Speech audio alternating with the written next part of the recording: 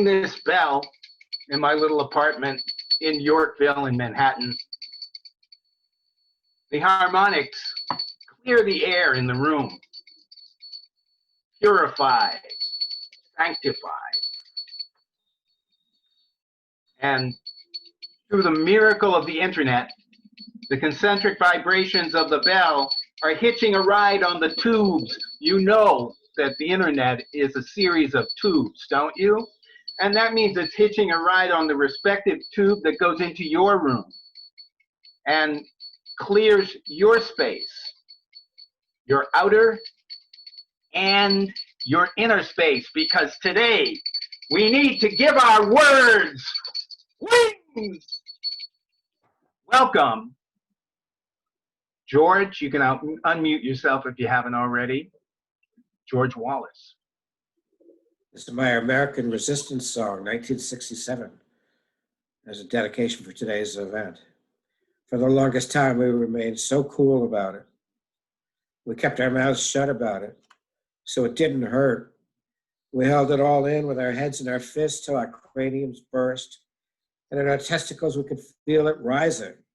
An American Resistance song, broadcast from every radio tower, standing 100 feet tall over every town of our young and unsuspecting continent. 4 years since Kennedy was dead, and all that summer we laid low and unaware, waiting our turn at the wheel till the sun went down, till the big kids came out to play. And easy or rough, it was all we had. We were all American wannabe Rambo. Made of dirt and didn't know what we were looking for in the noise, in the neon, in the shadowy blue of night. Some experience or some transformation or resistance chased by cops. We didn't care who did what to whom or had the slightest inclination to ask. We didn't throw bottles and rocks. It was nothing but loud congas and Tompkins Square. We were political illiterates. We were just crazy appetites walking with trippy dreams. And the signs and the revelations came and went. We drew a few cues from rhythm and blues, from Otis, from Janis, from the Grateful Dead. But then along came 150 cops riding into the middle of a love-in on an island in the Detroit River with their clubs and saddles. And along came more cops and more cops, Newark, Atlanta, Boston, Cincinnati, Birmingham, and who killed MLK, and the long hot summer of '67, and we were ready for it then. We were ready for it. It was all grit, noise, and revolution, kicking out the jams, levitating the Pentagon, and it was all right.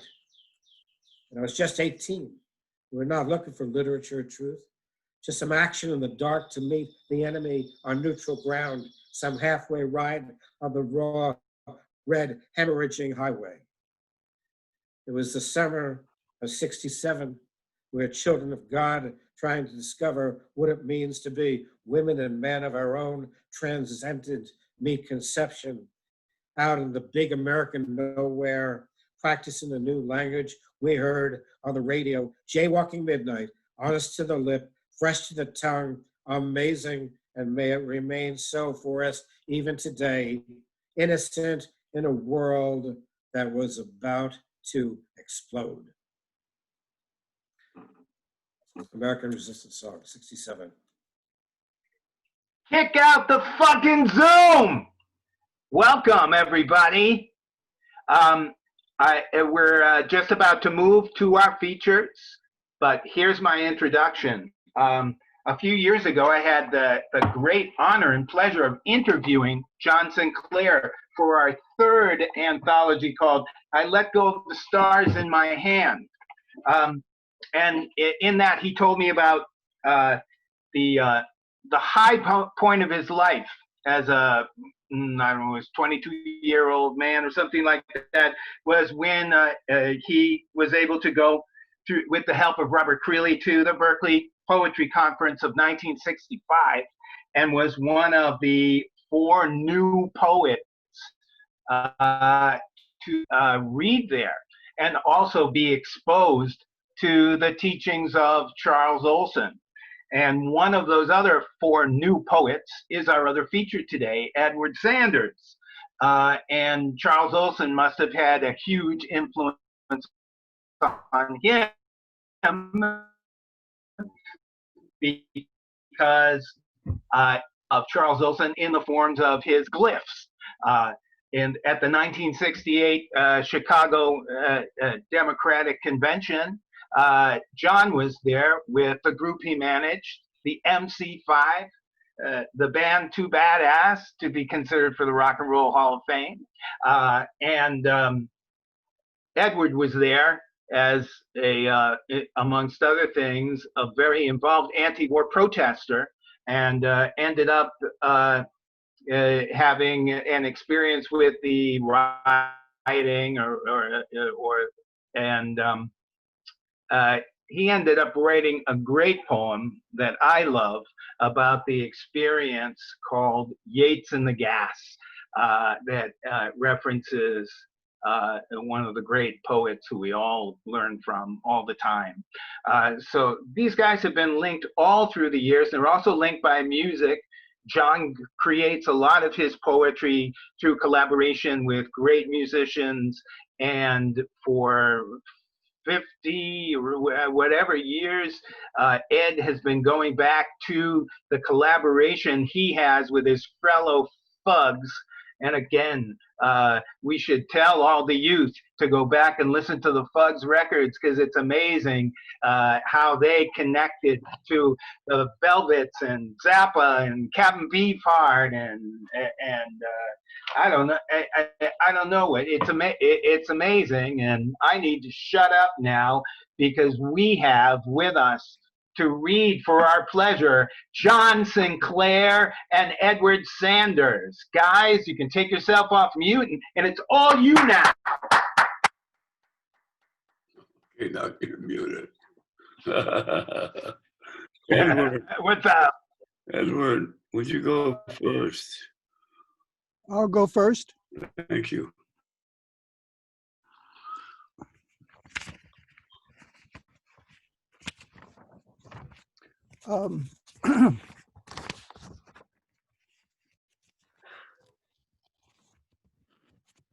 Okay, I'm going to read Ode to the Throwing Off of Debt.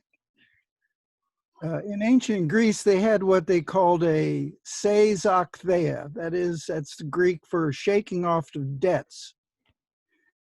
That is a forgiveness of all debts. And there was an ancient Greek leader, Solon, 600 BC, who absolved everybody of their debts. So this is called Ode to the Throwing Off of Debt. He came to power, Solon, about 600 BC, in a time of great debts and people enslaved for debt. So Solon enacted the seisaktheia, the shaking off of burdens. He nullified all debts, freed those who had been placed into slavery to pay a debt, and he limited the amount of land that a person could own. We should do that right now.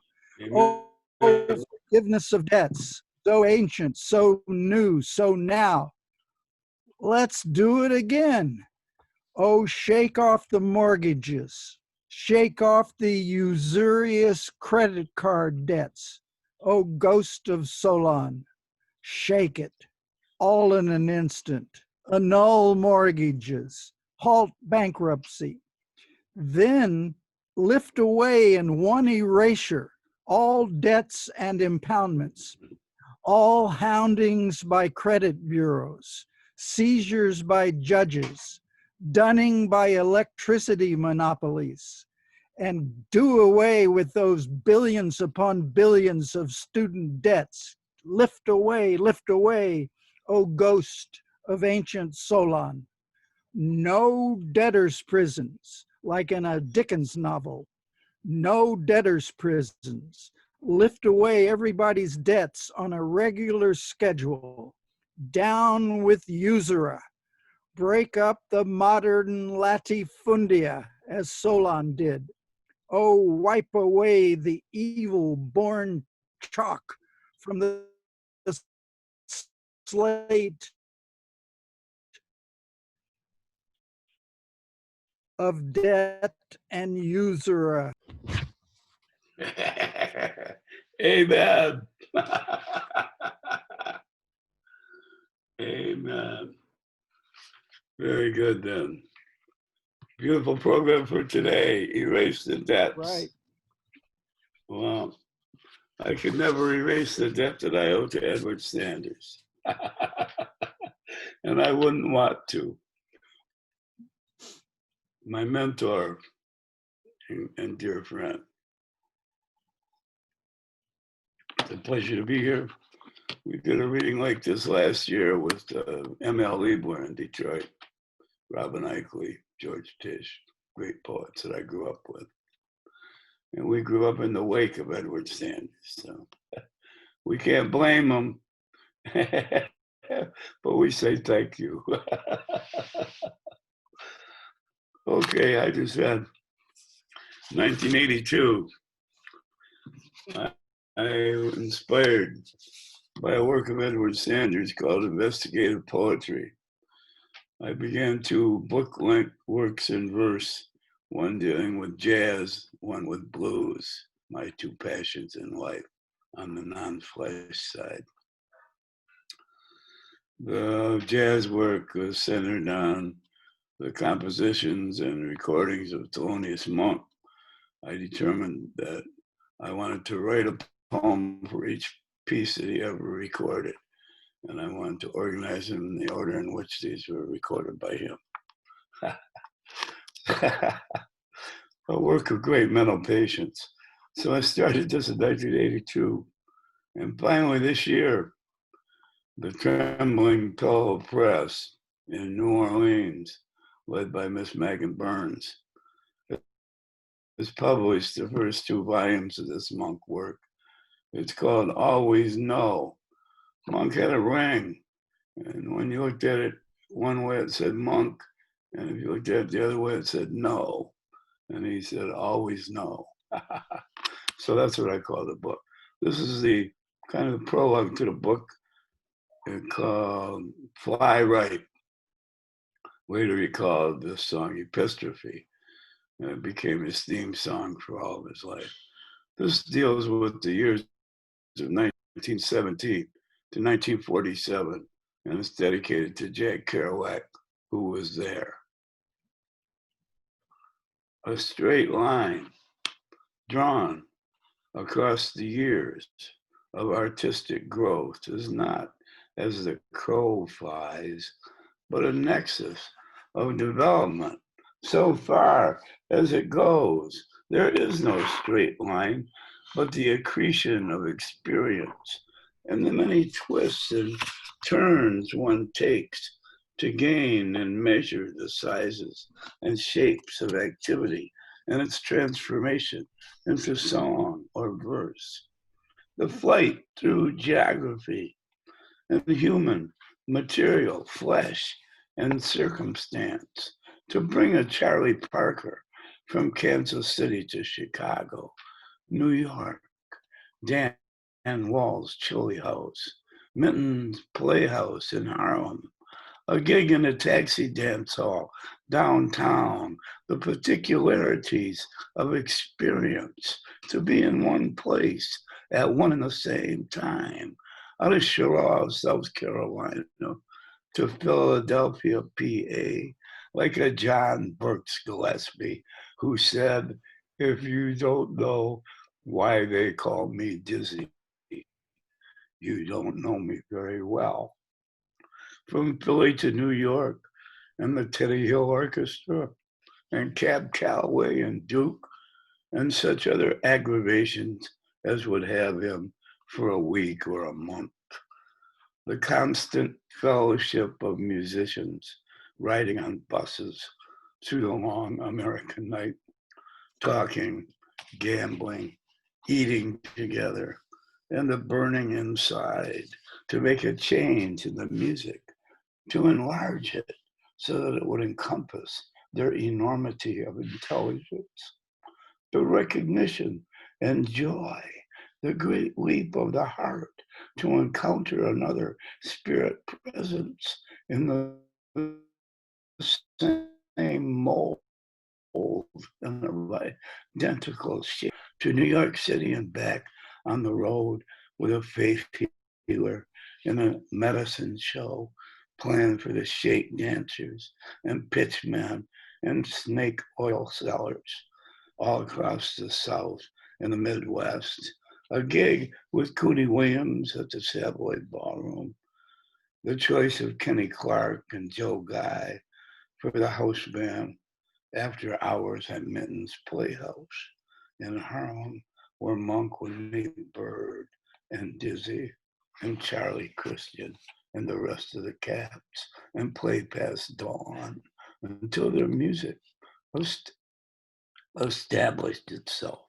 And they were the pick of the greatest of the band leaders, Earl Father Hines, Billy Eckstein, and in Monk's case, the father of the tenor saxophone, Coleman Hawkins, and a first recording for Victor, October 19, 1944, before Hawk cut I Mean You 2 years later, and Monk and Charlie Parker and Dizzy Gillespie put it all together.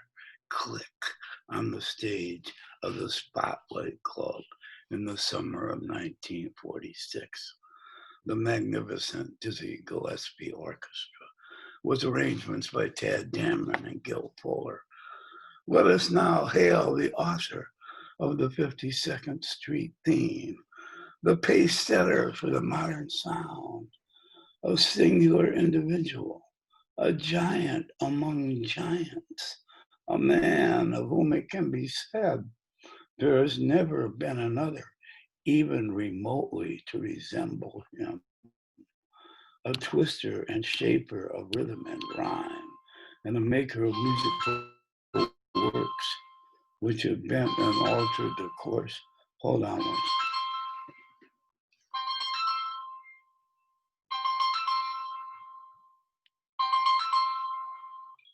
Can't talk.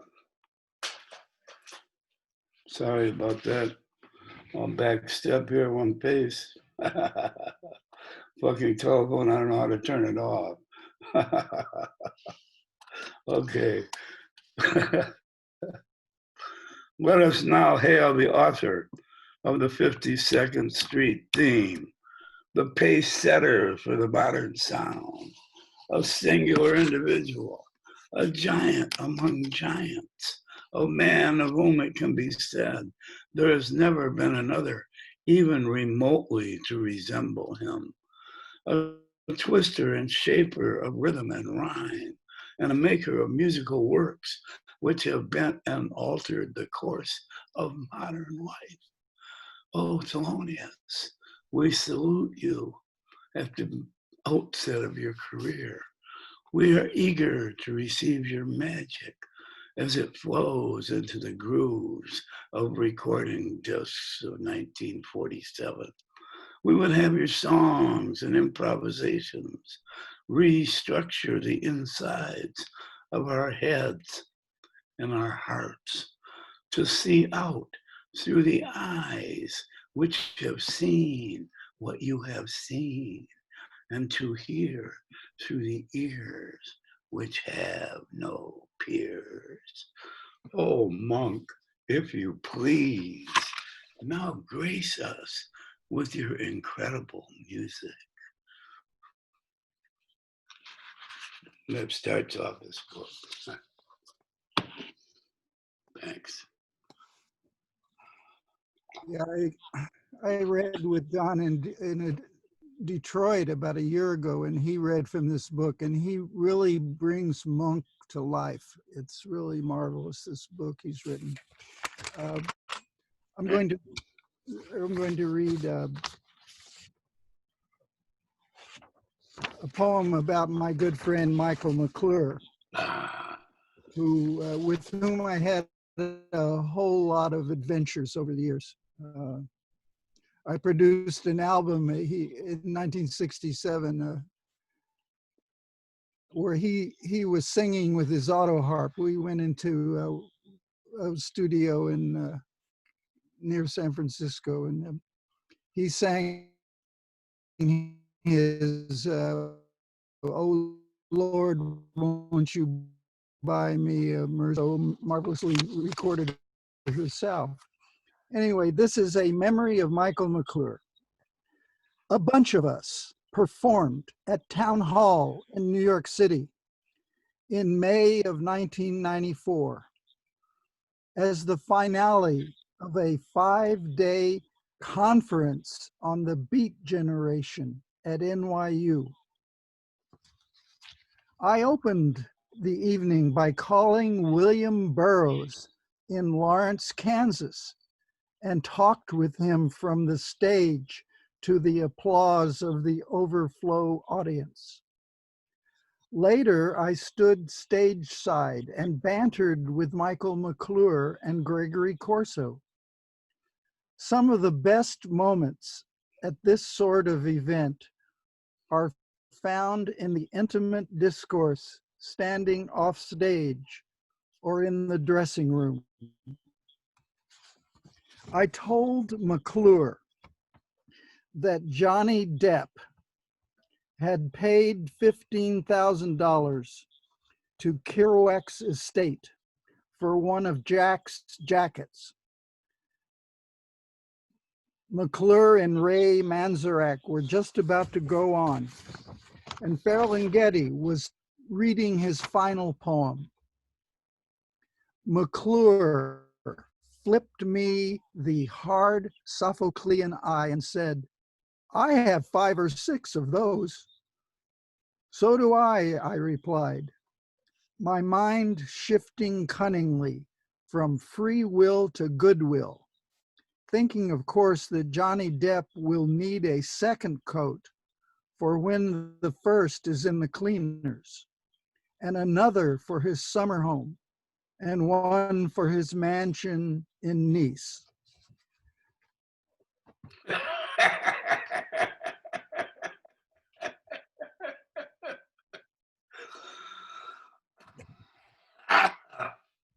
Yeah, McClure. He was a great guy.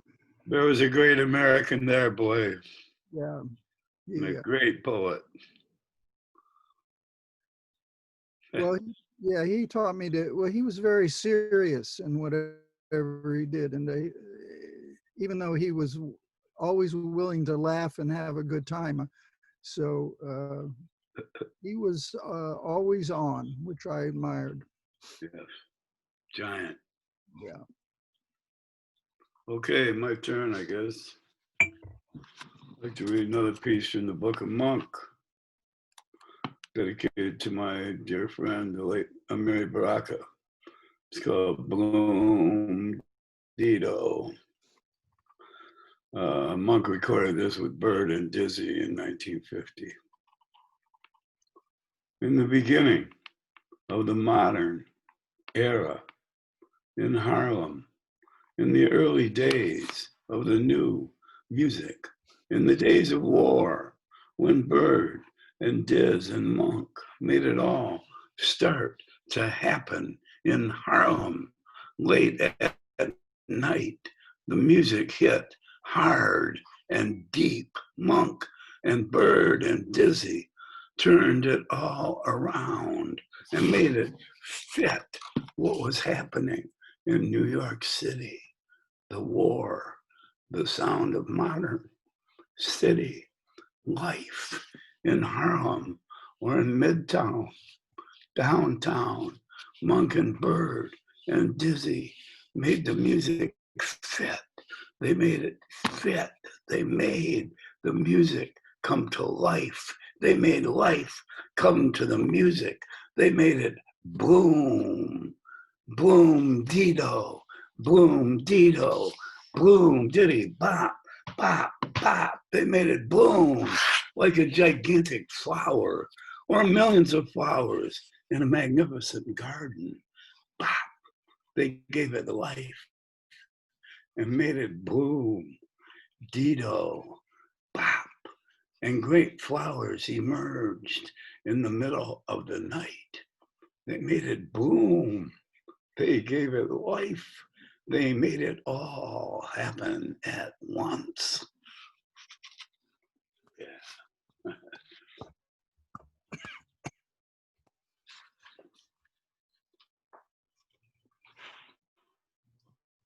All right. This is the 50th anniversary of Allen Ginsberg's great book, The Fall of America, Poems of These States. It's a big and powerful book, which won Allen the National Book Award. And the Allen Ginsberg Trust has commissioned a bunch of poets to perform sections from The Fall of America.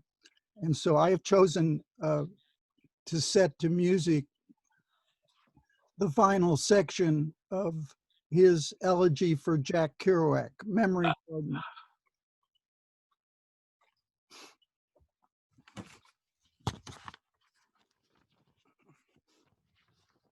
Jack Kerouac passed away October 21st of 1969 in Florida. He'd been watching television in the morning, making notes in a pad, and eating some tuna from a can when the blood from a burst vein bubbled in his throat. That same day, Allen Ginsberg was at his farm in Cherry Valley, New York, just about to leave for a poetry tour, beginning with Yale, then a teach-in about Vietnam at Columbia University. Gregory Corso had come for a visit.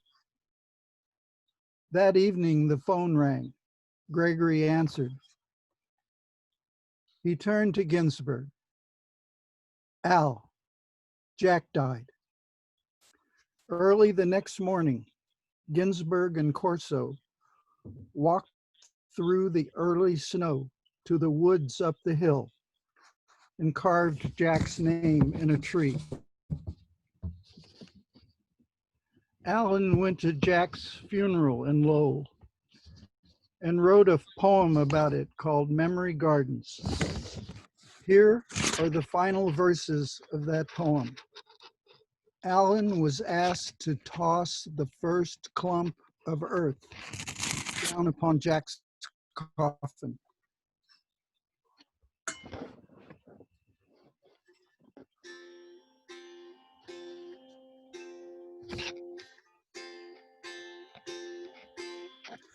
I threw a kissed handful of damp earth down upon the stone lid, and I sighed, looking in Creeley's one eye, Peter Sweet holding a flower, and Gregory toothless bending his knuckle to cinema machine. And that's the end of the drabble-tongued poet who sounded his cockrup throughout the Northwest Passage. Blue dusk over Saybrook, Holmes sits down to dine Victorian, and Time has a 10-page spread on homosexual fairies. Well, while I'm here, I'll do the work. And what's the work? To ease the pain of living everything else. Drunken dumb show, drunken dumb show. Oh, Jack, Jack, Jack, Jack, oh Jack. Well, while I'm here, I'll do the work. And what's the work? To ease the pain of living everything else. Drunken dumb show, drunken dumb show, drunken dumb show.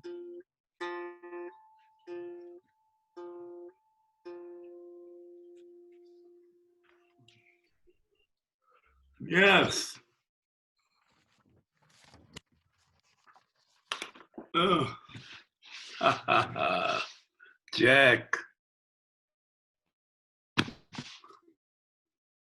Beautiful, man. Okay, it made me reach for another book with a Jack Kerouac poem in it. Find it here. Ah, shit. Try the table of contents, dummy. Uh-huh. Going to corners.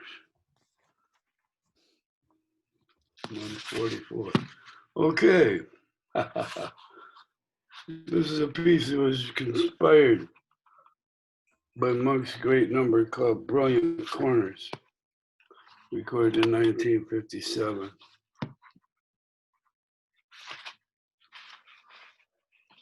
Dedicated to my friend Steve Hager and the late Paul Krasner.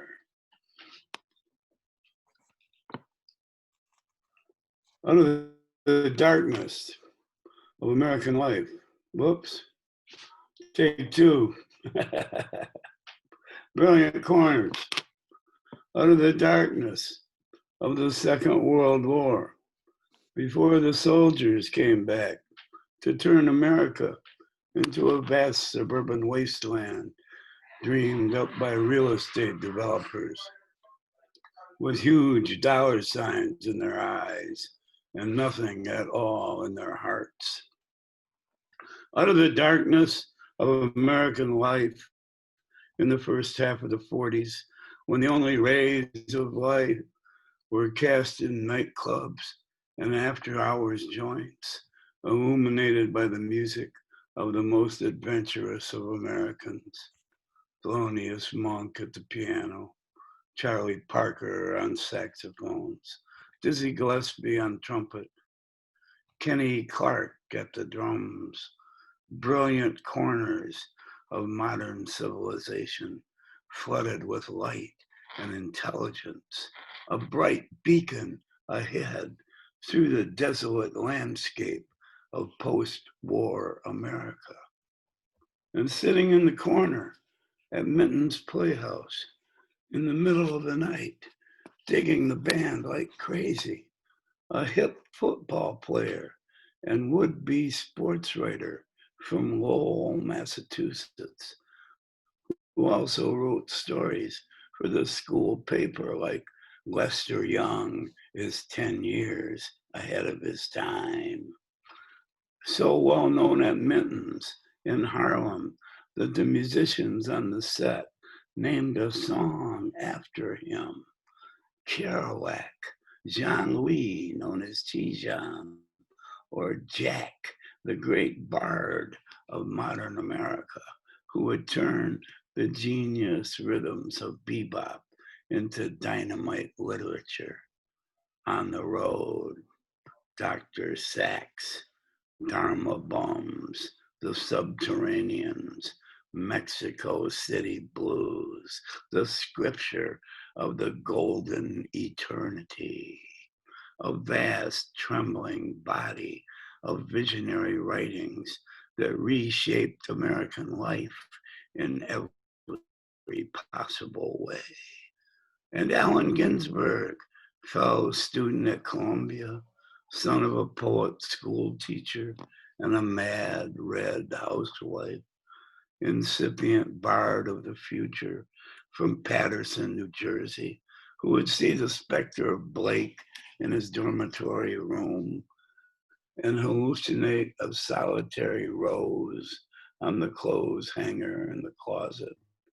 and inscribed great visionary odes on the windows of our skulls. Howl, America, Sunflower Sutra, Kaddish, and hundreds more. Kerouac and Ginsberg looking for their kicks among the petty criminals and dope fiends of Times Square. Kerouac was arrested as an accessory to murder. Ginsberg went to the nut house to beat a stolen property beef. And they met up with their mentor in this seedy milieu, a street-level philosopher and junkie and queer environs of upper middle class life in the city of St. Louis. A member of the family that invented the adding machine. And on his mother's side, the man who founded the public relations industry. William Seward Burroughs turned the language around and pointed back at the squares who had stripped it of its meaning and blew up the sky with his revolutionary writings. Naked Lunch, Nova Express, the soft machine, the ticket that exploded. Kerouac and Ginsberg and Burroughs in New York City in the years after the war, when Bird ruled the music with his magnificent recordings for Dial and Savoy, and Dizzy's big band was playing Things to Come and Cubana Bop, and Thelonious Monk would make the first recordings of his incredible compositions in the fall of 1947. And a young man from Denver blew onto the scene straight off the front range of the Rocky Mountains with enormous Western energy and fast talking wit and the ability to park a car anywhere he wanted. Neil Cassidy drove across the landscape like a metaphor for change, turning literature inside out and making life itself a complex work of art. Immortalized by Kerouac in On the Road and Visions of Cody, and by Ginsberg in Howl as Coxman and Adonis of Denver, secret hero of these poems. Author of the first third and the human bridge, who connected the 50s with the 60s from behind the wheel of a bus named Further, pushing America farther than it had ever gone before, with a new vision of a new world given life by the practice of its dreamers, propelled by Allen Ginsberg, tireless proselytizer for the creations of his friends, who schlepped their manuscripts from publisher to publisher for 10 years until On the Road and Naked Lunch were finally brought to press, and Howell was arrested and tried for obscenity, and the Beat Generation was in Time magazine, and young people in America suddenly wanted to know where they could get some marijuana. Now, a road out of the stasis began to open up and out in front of us, and we followed it. And we followed it. Oh, fuck me. Wonderful. I lost myself. Zoom. Oh, you're on. I see you. I am? I don't see myself here or anybody. Shit. Fuck. Oh, here, you're there. You're on, John. Maybe you're behind the browser screen all of a sudden. In other words, your Zoom Zoom might be behind the browser. I'm back now. Okay. Okay. Anyway, and we followed it. I didn't know if I got that last line in Yeah, or you not. did.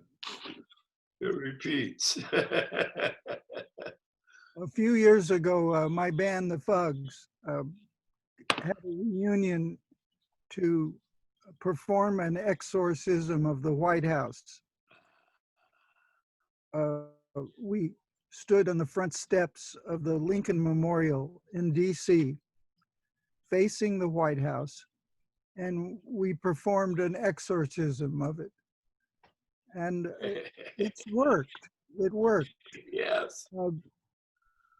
Back in 1967, the Fugs, we led an exorcism of the Pentagon.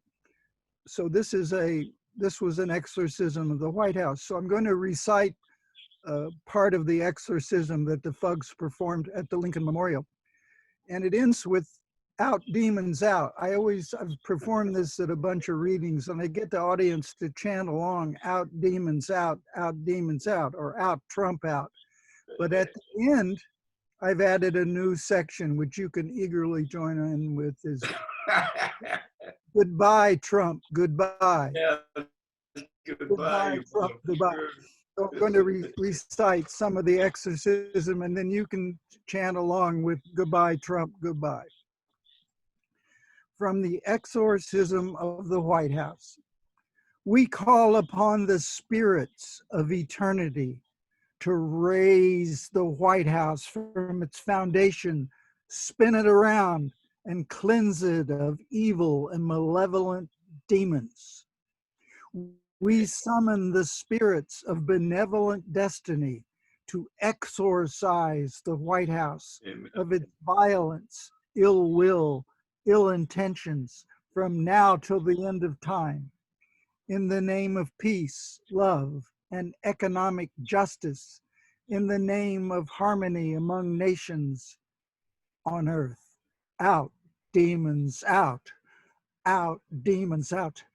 Out, demons, out. Out, Trump cabinet, out. Out, Trump demons, out. Out, oh demons, out. Whirl, oh White House, whirl. Climb, oh White House, climb. Upward, oh White House, upward. Up, up, up, up, oh White House. Upward, whoosh, White House, whoosh. Out, demons, out. Out, demons, out. Now sing along. Goodbye, Trump, goodbye. Goodbye, Trump, goodbye. Goodbye, Trump, goodbye. Goodbye, Trump, goodbye. Goodbye, Trump, goodbye, goodbye, goodbye, goodbye, goodbye, goodbye, goodbye. Yes. And the motherfucker is on his way out too.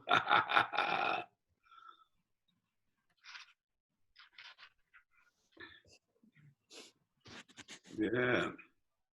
The exorcisms work pretty good, Ed. Yeah. You never get credit for what you do. That's what you.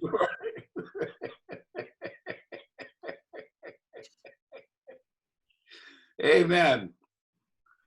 Well, you know, as a marijuana activist for many years, I always try to give Ed Sanders credit for starting the marijuana movement.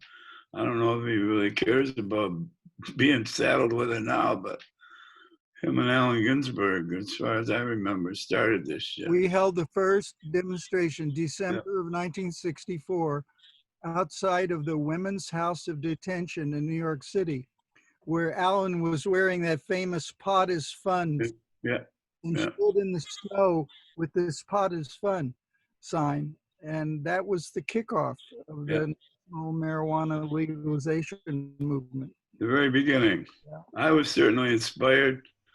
And having my own mimeograph machine in Detroit, I said, Weimar, New York, we ought to have one of these in Detroit. So I typed up a stencil and ran it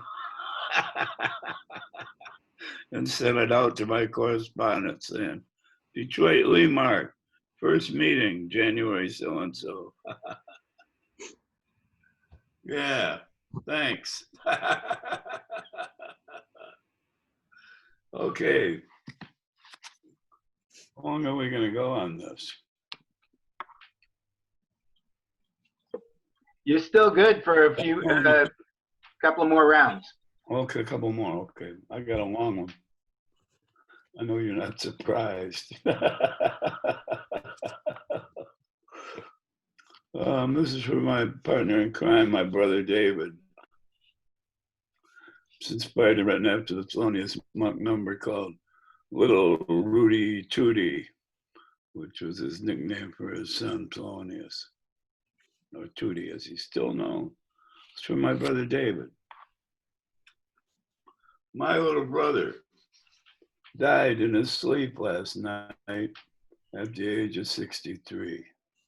David Albert Sinclair, born in Flint, Michigan, May 31st, 1945. Passed away in Defuniak Springs, Florida, October 22, 2008. A beautiful cat from beginning to end. Poet and musical Latner and the Tomcats. All-star basketball and football player at Davidson High School. President of his class. Brilliant student and accomplished scholar. Off to Dartmouth College on a football scholarship in the fall of 1963. Switched to poetry and staged little readings in a laundromat off the campus. Completed his studies somehow and came to Detroit in the spring of 1967 to make the artist's workshop an even better place with his selfless energy and iron commitment to the life of poetry, music, and social change we had come to embrace and make real in our own lives. Oh, my brother David, my beautiful little brother, for 63 years.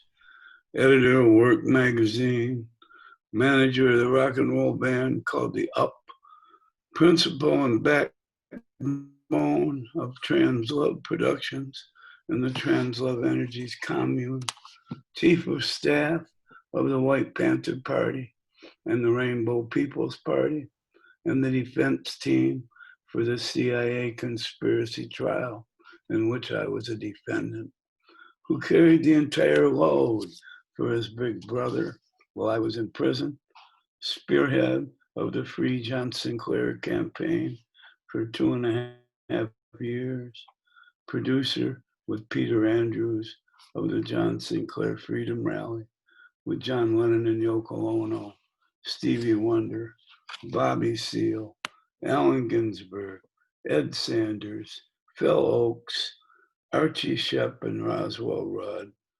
CJQ, Commander Cody and his Lost Planet Airmen, Bob Seger with Teagarden and Van Winkle, The Up, Bob Righteous Rudnick, Jerry Rubin and all the rest, with a cast of thousands smoking marijuana by the pound on the floor of Chrysler Arena, and the vast public outcry prompted by the concert that got me out of prison 3 days later, hallelujah, to return to Ann Arbor to work with my brother and Lenny Sinclair and my comrades in the party, Gary Grimshaw, Frank Bach and Peggy Taube, Pun and Jeannie Pomondan, Skip Taube, David Fenton, and all the brothers and sisters, too numerous to mention.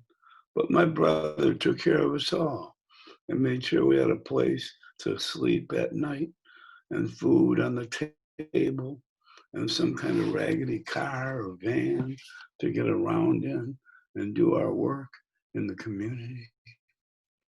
Drug help, Ozone House, the Free People's Clinic, the Tribal Council, the People's Food Co-op, the free concerts in the parks all summer, the People's Ballroom, and countless benefit concerts, Rainbow Trucking Company, Energy Sound Company, Rainbow Records and Recording, the Ann Arbor Sun, the live broadcasts on WNRZ, the Children's Community Center, the Ann Arbor Blues and Jazz Festival, the Human Rights Party, the Ann Arbor Cable Commission, where my brother was a commissioner, and ran for city council in the 2nd Ward, and worked for the good of his community without thought of personal reward.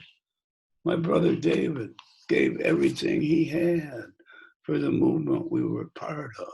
He gave everything he had and inspired his comrades to give as much as they could, for as long as it seemed that we would still be able to make a transformation in the social order that surrounded us, to make a better world, to feed and house and care for our entire citizenry, to provide medical services to people with illnesses of every sort, to champion freedom of the press and public access to all mass media, to provide a genuine education and access to place music and the arts at the very center of our educational system, to support the nation's artists with lifelong stipends, to secure the future of our culture and create the golden barred retirement home of Edward Sanders, to put an end to war, to completely dismantle all nuclear weapons, to empty the penitentiaries of all the prisoners of the war on drugs, to provide jobs and livelihoods for each and every citizen for every year of our lives, to break up the monopolies of the international corporations over every aspect of our culture, to handcuff the bankers and real estate developers who have ruined our country, to elect a Black man president, to legalize marijuana in the state of Michigan. This is the kind of world my brother David believed in and lived and fought for the very end of what we called the revolution, and then fought on to clear the books of the bitter results of our failures. Then to leave Ann Arbor with his wife Liz to settle in Healdsburg, California, to defend himself against the federal drug charges triggered by the snitching Scherer brothers.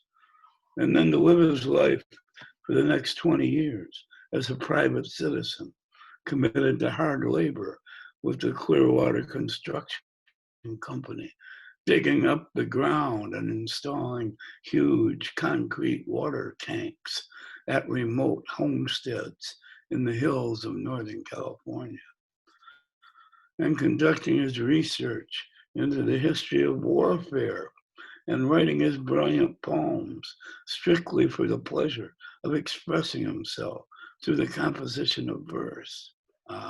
My brother David gave up his working life in California in 1999 and moved his wife to the Florida Panhandle to help Liz's mother care for her husband in the final throes of Alzheimer's disease, and then settled in next to a lake on the outskirts of a little city of Defoniac Springs, and partnered with his mother-in-law in the operation of her used bookstore,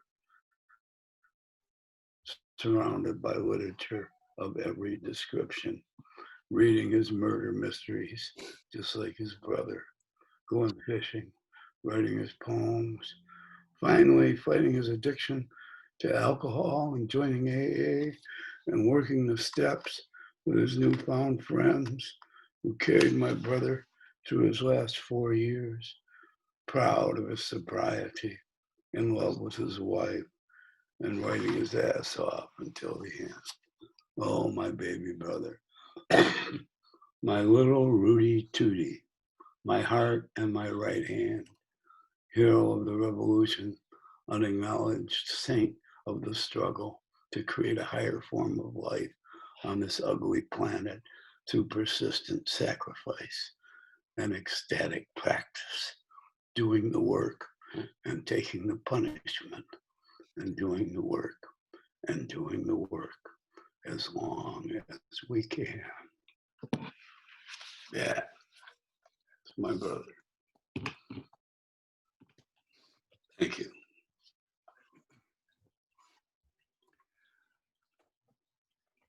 Well, I've been writing an essay on Thule Kupferberg for the Digital Encyclopedia of the American Left. And Thule Kupferberg and I founded a band called the Fugs in 1965.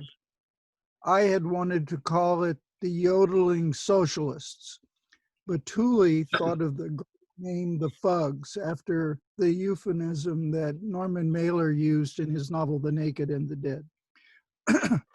So I've been studying Thule's life a lot, and he was a marvelous and brilliant songwriter, and I was always the producer of the Fugs, and I did my best to find really good musicians to record the instrumental tracks for his songs. We use guys like Bob Dorough, for instance. Anyway, this is one of Thule's songs from our second album. I remember when he wrote it. He wrote it in a storefront on Bleecker Street in 1966, or 65, excuse me. And it's a love song that makes you both laugh and cry. It's called Morning, Morning. It's from our second album.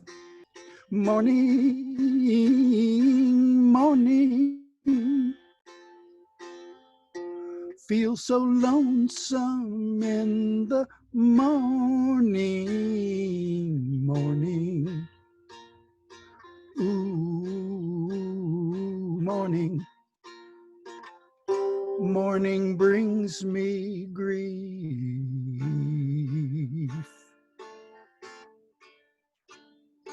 Sunshine, sunshine, sunshine laughs upon my face, and the glory of the growing puts me in my rotting place. Evening, evening, feel so lonesome in the evening, evening. Ooh, evening. Evening brings me grief.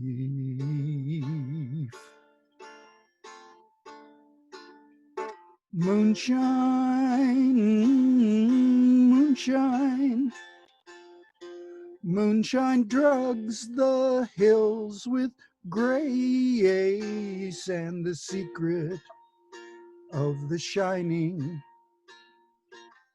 seeks to break my simple face. Nighttime, nighttime kills the blood upon my cheek. Nighttime, ooh, nighttime does not bring me to relief.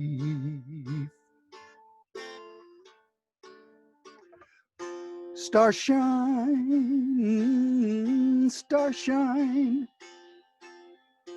feel so loving in the starshine. Oh, starshine, ooh, starshine. Darling, kiss me as I weep. Thule. Thule, Thule.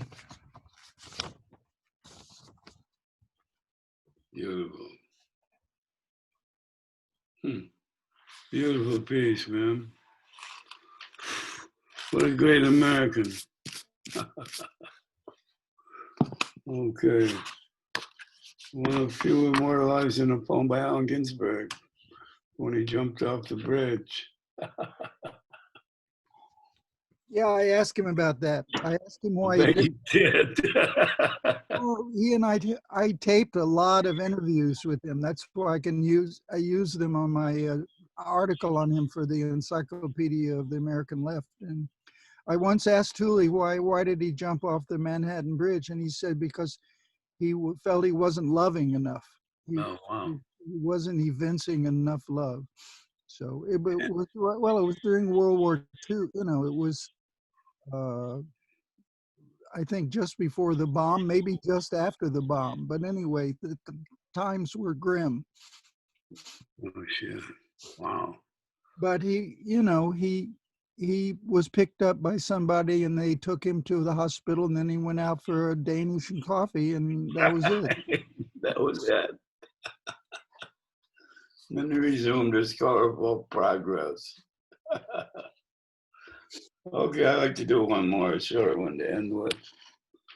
For my wife, Penny. It's written after the great monk number called I Mean You. Beep-a-dip-a-dip-a-doop-bap, ba-doop-bap, ba-doop-bap, doop-dap. Beep-a-dip-a-dip-a-doop-bap. Beep-beep. Just a case of wanting to be in love, as if it didn't matter just who you are or the particularities, like the way you make my blood race, the certain taste of your skin, or just how soulful you are in every way and how deeply and completely you understand me in all the nutty complexity of my being. It's your intelligence, your exquisite taste in music, and the warmth of you I want, baby. The warmth of you I want, like I've never wanted anyone else. I mean, you. All right, my baby. Okay, Ed, thanks, baby. Good to be with you, John. My pleasure. Now, Ed, do you want to do one more? Because John did so many long poems. Well, okay. Sure. No I problem. thought you would. Well, I've been at readings where I won't mention the great poet's name, but we were in Genoa, Italy, and we received an encore to read in the encore. And this person was confined to a walker and could barely walk and was wheeled around on this poetry tour of Italy in a wheelchair. And yet with the chance to do an encore, she raced up the stage, and the promoter of the gig said, miracles never cease. So I'll read a poem, To the Revolutionaries Not Yet Born, and it's very much of an honor to read with John Sinclair. This book he's written on Monk is a really wonderful book. And Megan Burns, that's I know her. Yes, you do. Yeah, she's yes, I didn't know she was into publishing books. So Well, she was married to Dave Burns, and they started yeah. the Trembling Pillow Press together. Wow. And then they split up, and she picked up the press and kept Good. working. I'm glad she's working. This is called To the Revolutionaries Not Yet Born. I and all my comrades will falter, fail, fall, with the task unfinished. But I call out to all the workers of the roads, to you, O revs of the morrow, take it onward, declare it, name it, work it. A permanent cradle to grave society of the sharing rose, with freedom to speak, dream, act, and create, a place where there is no poverty, no class structure, and everyone has equal access to the best medical care, and where there is genuine protection of the environment, and organic food supply, and lots of personal freedom. That's it, O revs of the morrow. Work in extra dimensions. Think 100 years ahead. Enjoy your revolution. Show enough mercy. Show enough mercy so that mercy shows the way. And never give up till war, hunger, capital is gone and the fields of sharing prevail. Anyway, nice reading with you, John. Amen. Thanks for the sponsors, Mr. Lawton, and Yeah. all the other people involved. So Plutonium. yeah, it's always great. And I do a lot of these Zoom readings, and I get more people in Buffalo. I had 750 people in Buffalo. If I went to Buffalo Jesus Christ. at a club, I'd get 50 or 60.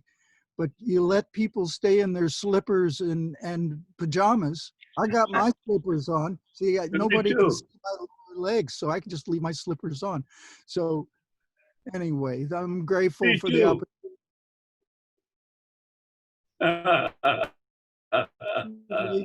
Hey, for real, but let's hear it for Edward Sanders and John Sinclair. All right.